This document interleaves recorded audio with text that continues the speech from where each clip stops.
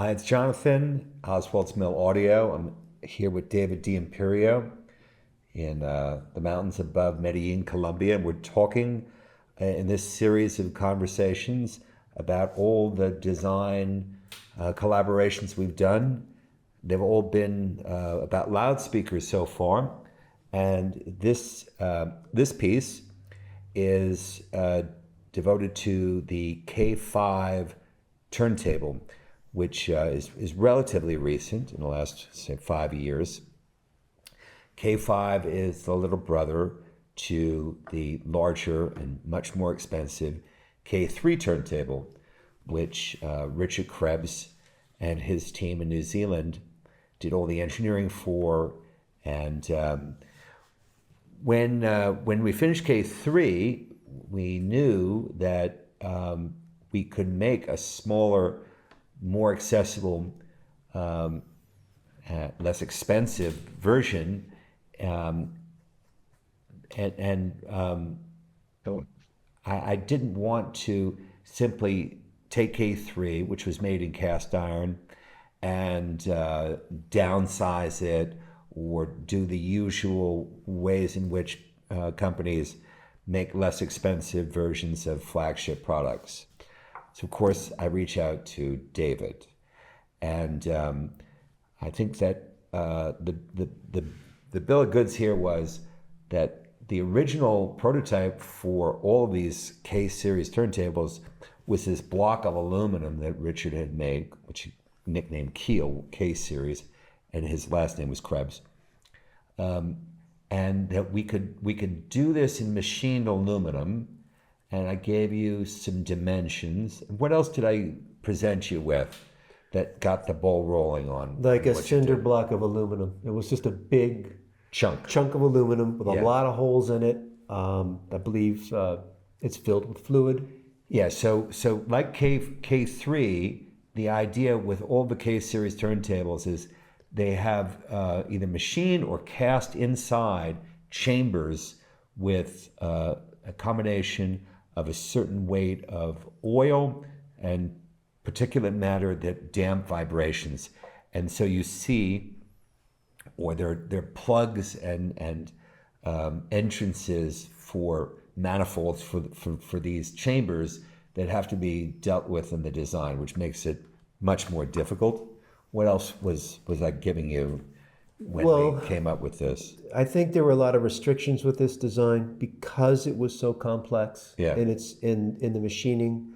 And as we both said, it was a block. And when I'm looking at the drawings that I was making, trying to decide what to do with it, it's a fairly subtle solution. I tried to take what was just this, like I said, this static block, and I tried to make it a form that looked like two interlocking pieces. I took the horizontal plane and then I radiused it and wrapped it around and across the bottom, and then I took the front and wrapped that around like this, and the two pieces come together like that. And then to emphasize that, I added the streamlines, basically. The streamlines, very traditional. Gave me an opportunity to machine in, since there's so much machine work, to put the logo in here. You can see from the plan view, it sits on 3 legs. So there were 2 feet, 3 feet that stuck out on one end, and they had to be a lot wider than the rest of it. So I took that and we just machined out those series of holes in a progression. And then we threw in a plinth for it to sit on where the controls could be located to make it even more complicated for you. And then you created this, which is really beautiful. Right. And then I think once we had to balance it, the center of gravity for the turntable and the center of gravity of the plinth or the base, it was offset.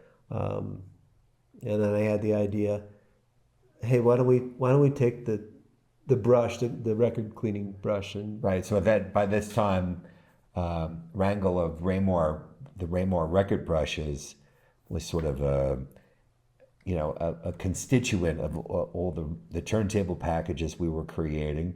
So you put it I just into inlaid tissue, yeah. and so that that record brush, which is an accessory, has a place. Well, you don't have to go looking for it, Right. but I It think doesn't get for lost. me, I was like, well, it gives me an opportunity to add some interest. It's another texture, it's another material, and it makes sense. Let's park it right there. Yeah. But that's how that got incorporated. So there again, what I love about your work is, for us, all aspects of how somebody's going to use this thing have been so really carefully considered, thought through, and incorporated into the totality of the design, which you just don't see, in product development and manufacturing today.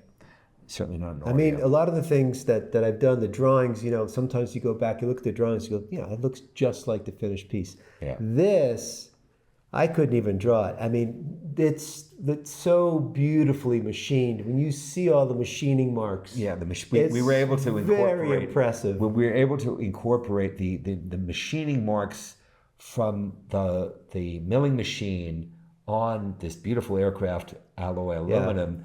We saw like, wow, this looks so great. Let's keep those marks. Yeah, that's like It's something. like turnings on a watch, or the way in which dashboards, or some sports cars from the 50s Howard and Hughes 60s, airplane. I those don't know. Turnings, It's just what do crazy. you call those? Like Geneva turnings, or I forgot the name of those. No, it's very pretty. Yeah. It's very pretty. And it gets better because the optional power supply, tube power supply for this, There's that one. which we haven't actually really come to market with, but this is just beautiful. And I was, trying to keep this to a certain size and price point, and we don't compromise on anything. So, we haven't offered this yet, but this is the same tube power supply as on K3, but in a vertical version, which would make a really great complement to this for the discerning and demanding vinyl connoisseur. And again, it shows a real commitment to an overall vision of what something can be, which I'm very proud that we've been able to do. The initial drawings, right? Yeah.